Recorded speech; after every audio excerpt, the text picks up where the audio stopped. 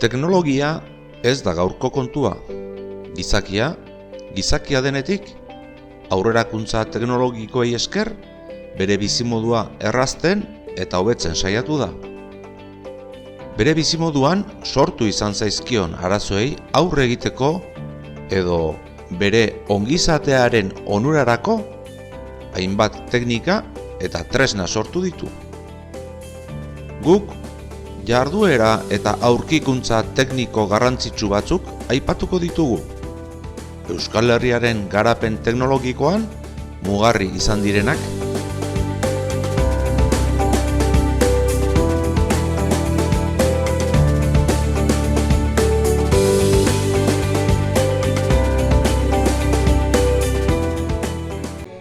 Historia aurrea. Euskal Herrian aurkitu diren giza-hezur zaharrenak 164.000 urte dituzte, paleolito garaikoak dira. Baina hurbildugun Atapuerkako aztarnategian askoz zaharragoak daudenez, pentsa daiteke hemen ere gizakia askoz lehenagotik dagoela. Paleolito garaian biztanleek sortuak zituzten harrizko tresnak, bai animaliak hiltzeko eta larrutzeko, bai zura lantzeko ere.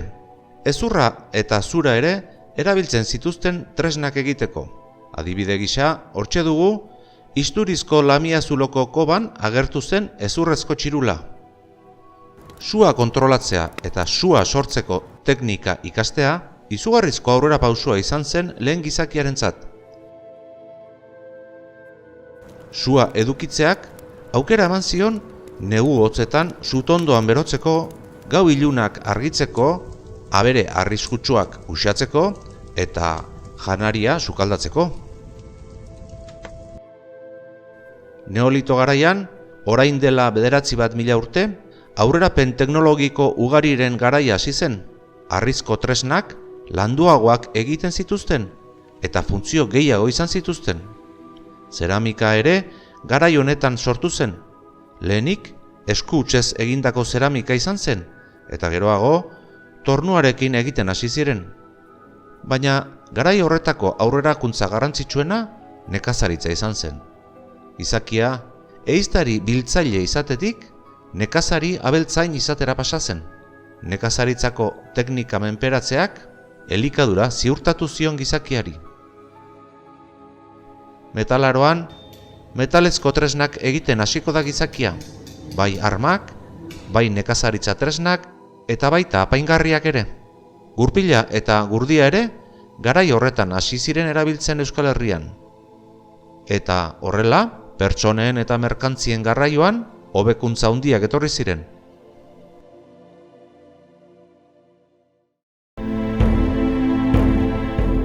Antzinaroa. Garai honetan etorri ziren erromatarrak Euskal Herrira eta beraiekin hainbat aurrerakuntza teknologiko. Eraikuntza molde berriak ekarri zituzten. Besteak beste, adreiluzko eraikuntzak, arkoaren erabilera, harrizko zubiak, beiraren erabilera, isurbideak eta ur kanalizazioak. Ura hirietara eramateko, presak eta ubideak ere egin zituzten. Adibidez, Nafarroan Lodosakoa. Nekazaritzan, erromatarrek goldatzeko modu berria erakutsi ziguten. Bia berez tiratutako goldea. Medikuntzan, ospitaleak eta tresneria espezializatua ere ekarri zituzten. Eta beraiek izan ziren idazketa zabaldu zutenak hemen. Erdiaroa. Erromatarren gainberaren ostean, bisigodoekin eta frankoekin etengabeko gerra garaiak etorri ziren, eta ondoren, 8. mendearen hasieran, arabiarrek konkistatu zuten Nafarroa garaia eta Araba. Arabiarrek kultura eta teknologia maila aurreratua zuten, eta berrikuntza ugari ekarri zituzten Euskal Herrira. Hala nola, nekazaritza sistema berriak, ureztaketarako noriaren erabilera, bolboraren ezagutza, papera, gaur egun ezagutzen ditugun zenbakien idazkera, haizerrotak eta harizko musika tresnak. Erdi Aroan burdingintzak garrantzia handia hartu zuen. Burdinoletan mota askotako tresnak egiten ziren, armak eta nekazaritzarako lanabesak batez ere. Mendiko burdinolak edo haizeolak Kristo aurreko 6. menderako erabiltzen ziren. Burdinaroan hasi eta Erdi Aro osoan erabili omen ziren. Haizeolak mendian zulo batean eraikitako labeak ziren. Baskoiek erabiltzen zituzten labe hauek, bere bereiztasunengatik, euskal labeak ere deitu izan dira. 13. mendean, Nafarroan, beste burdinola mota bat erabiltzen hasi ziren. Zeharrola. Lantegi hauek erreka ertzetan jartzen hasi ziren, uraren indarra aprobetxatzeko. Pixkanaka, haizeola zaharrak, burdinola hidraulikoengatik ordezkatzen joan ziren.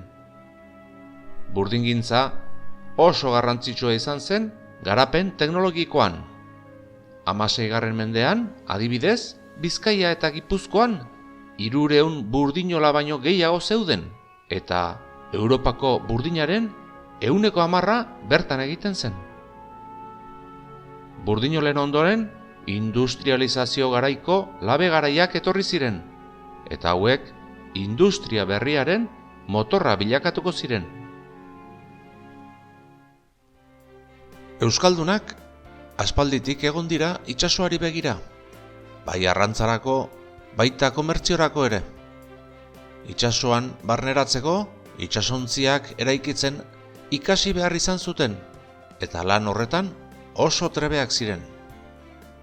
Historia aurrean, larruz egindako edo enbor bakarrez egindako ontziak erabiltzen zituzten, itsaso zein ibaietan nabigatzeko. Erromatarren garaian, Oiarso portua, Irun aldean, eta Lapurdun portua, Baionan, oso garrantzitsuak izan ziren.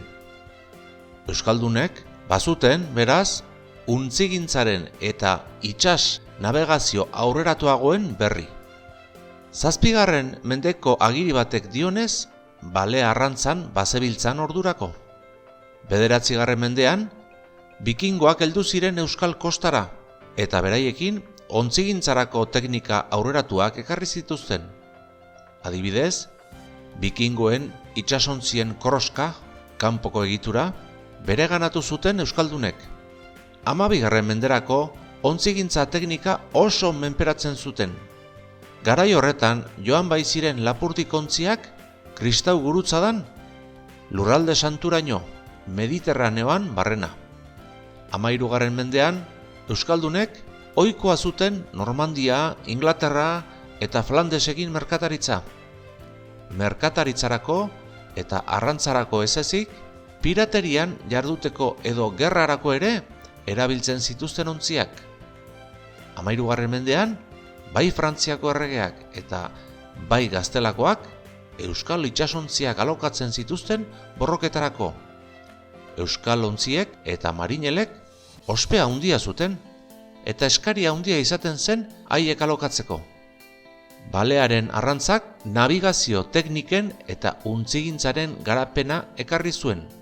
Euskaldunak aspalditik ari ziren balea arrantzatzen Bizkaiko golkoan, eta 13. menderako jarduera hau oso garrantzitsua zen kostaldeko herrientzat. Horren lekuko dira garai hartako armarriak. Bertan, baleak agertzen baitira. Gertuko arrantza honetan txalupa txikiak erabiltzen zituzten, baina Euskal kostan balea amaitu zenean, iparraldera joan behar izan zuten bale arrantzara, eta orduan ontzia handietan joaten ziren. Iparraldean Islandiako eta Kanadako uretara iritsi ziren. 16. mendearen hasieratik joaten ziren euskaldunak Ternuara arrantzara. Kanadan, Red Bayko baian aurkitutako San Juan baleontzia lekuko ezin hobea dugu. Pasaian eraiki zen 16. mendean eta ontzigintza teknika paregabea zuten. 1522an munduari bira eman zion Elkanok. Espedizioa 5 itsasontzirekin abiatu zen, eta iritsi zen bakarra Victoria ontzia izan zen, Zarauzko ontziolan eraikitakoa. Ontzigintzaren urteriko paroenak 16 eta 17 mendeak izan omen ziren. Euskal ontziak ospetsuak ziren Europan, Baionatik Zierbanaraino, kostalde osoko herribera eta hondartzak ontziolez josita zeuden, eta garaiko ontzia handienak, azkarrenak eta sofistikatuenak egiten ziren. Hona hemen, untzigintzaren garapena 9. mendetik 17. mendera. Ontzi bikingoak. Ontzi baskoiak. Koka.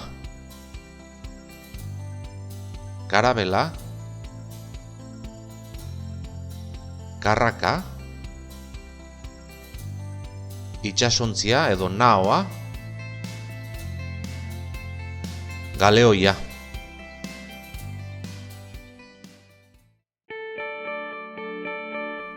Aro modernoa. Aro modernoan ontzigintzaren garapenaz gain beste zenbait aurrerakuntza ere egongo ziren. Garai honetan etorri zen inprenta Euskal Herrira. Lehen inprenta 1577an jarri zen Bilbon. Eskuz kopiatutako liburuak atzean geldituko ziren, eta kulturaren zabalkuntzan pauso garrantzitsua izango zen. Gerra ugari egon ziren garai aztoratu haietan, eta horrek suzko armen teknologiaren garapena ekarri zuen. Arma fabrika ugari egon zen. Aipatzekoak dira, 16. mendetik hasita Deba garaikoak, Soraluzekoa izan zen lehenetarikoa, eta 17. mendean Tolosaldekoak. Bezero nagusia Espainiako itsas armada izan zen.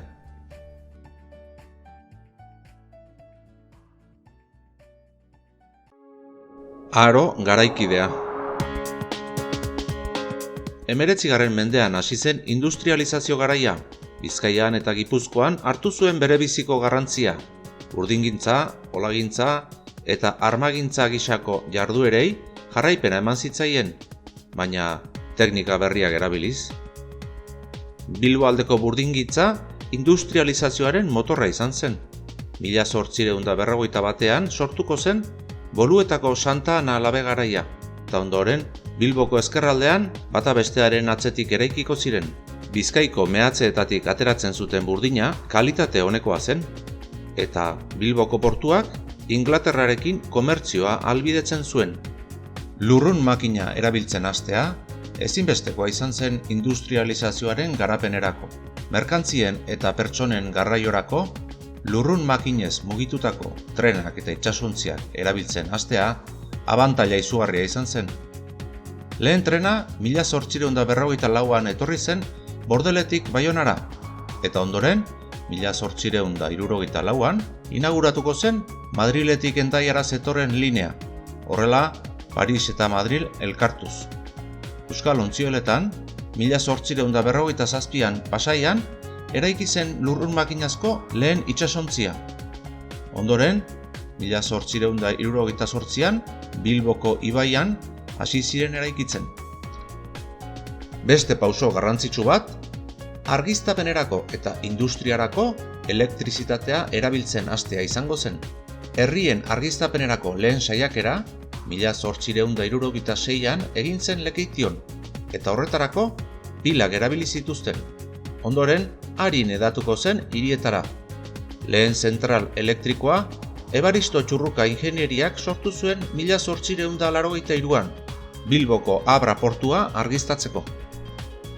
Ari bidezko telegrafoak urruneko komunikazioa asko erraztuko zuen, eta esan daiteke 20. mendean etorriko zen internet bidezko komunikazioaren aurrekaria izan zela. 1875an inauguratu zen Bilbo eta Inglaterra arteko urazpiko kablea. Jarraian etorriko zen telefonoaren aurkikuntza eta erabilera. Mende amaieran egingo ziren lehen deiak, baina 20. mendearen erdi arte ez zen orokortu gizartean. 20. mendearen hasieran automobilak errepideetan ibiltzen hasi ziren, munduan zehar asmakizun honek bazeraman urte batzuk. Lurrun makinekin eta elektrizitatearekin mugitzen zirenak probatu ziren lehenik, baina gasolinazkoak izan ziren hedatu eta garatu zirenak. 1904an hasi ziren automobilak egiten Gasteizko Pedro Hueto tailerretan. Hegazkinak ere 20. mendearen hasieran iritsi ziren. Lehen hegaldia 1910an Donostiako Ondarreta hondartzan ikusi zen.